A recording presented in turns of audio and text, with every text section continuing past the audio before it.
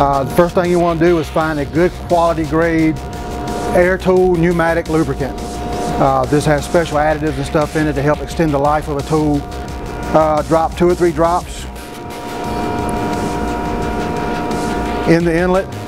Kind of hold the trigger in just for a few minutes. Let the oil distribute throughout the tool.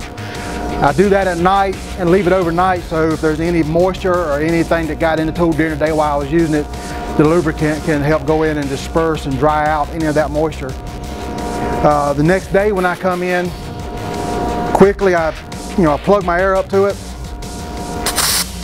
So you might want to just take it, put the rag over the exhaust, hold it away from you, away from your eyes.